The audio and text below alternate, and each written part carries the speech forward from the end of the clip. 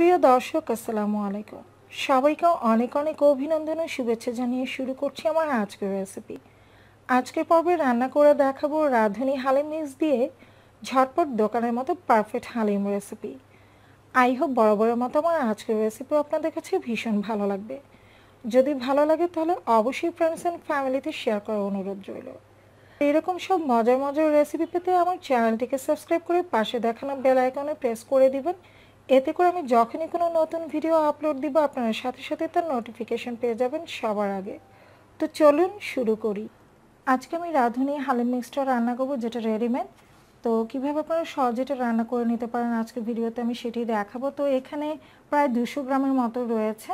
তো আপনারা শুধু রাঁধুনি ব্র্যান্ডেরই নিতে হবে এমন কোনো কথা নেই, যে কোনো ব্র্যান্ডের হালিম মিক্সটাই কিন্তু আপনারা নিতে পারেন। এবার আমি প্যাকেটটা খুলে নিচ্ছি। তো এই প্যাকেটের ভিতর দুটো প্যাকেট রয়েছে, একটা হচ্ছে হালিম মিক্স যেটা হচ্ছে চাল ডালের মিশ্রণ, আর একটা হচ্ছে মশলার প্যাকেট। এখানে আমি প্রায় 5 থেকে 6 কাপের মতো একদম ফুটন্ত গরম পানি নিয়েছি। আর পানির পরিমাণটা একটু বেশি পরিমাণেই নেবেন, প্যাকেটের গায়ে কিছুটা কম দেওয়া আছে। তারপর যখন একটু বেশি পরিমাণে পানি নেবেন পরবর্তীতে রান্নার সময় এক্সট্রা পানির প্রয়োজন হবে না। তো সেই জন্য আমি এখানে প্রায় 5 থেকে 6 কাপের মতো ফুটন্ত গরম পানি নিয়েছি। এবার চাল এবং ডালের যেই মিশ্রণটা রয়েছে সেটা আমি গরম পানিতে ঢেলে দিচ্ছি। আর সাথে সাথে নেড়ে কিন্তু মিক্স করে নিতে হবে, তা নাহলে কিন্তু দলা পাকিয়ে যাবে। তো এক হাতে ঢালতে হবে আর অন্য হাতে কিন্তু চামচের সাহায্যে সেটা মিক্স করে নিতে হবে। আমি প্রায় আধা ঘন্টার মতো এই চাল ডালের মিশ্রণটাকে এই গরম পানিতে ভিজিয়ে রাখবো, এতে করে রান্নার সময় খুব দ্রুত কিন্তু এটা সেদ্ধ হয়ে যাবে।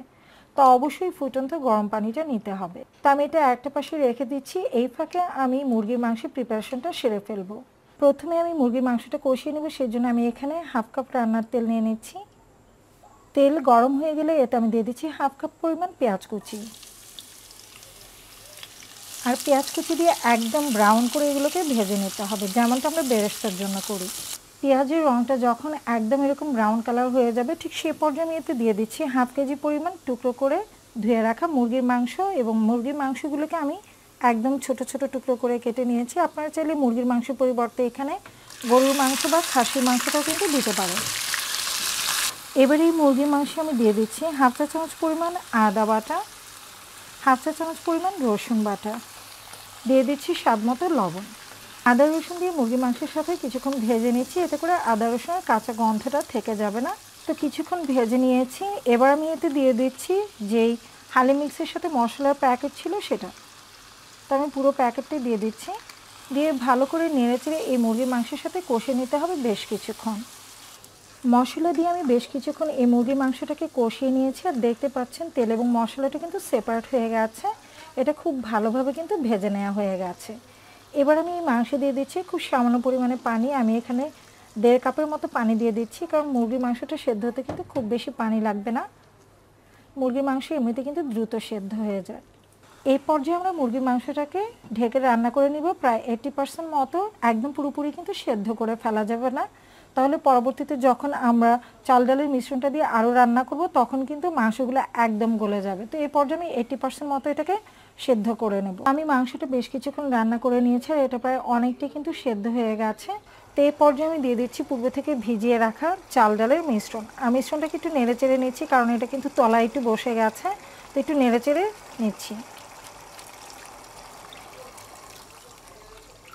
চাল ডালের মিশ্রণ দিয়ে মাংসের সাথে খুব ভালো করে মিক্স করে নিচ্ছি নেড়ে চেড়ে। আর দিয়ে দিচ্ছি 3টির মতো আস্ত কাঁচামরিচ।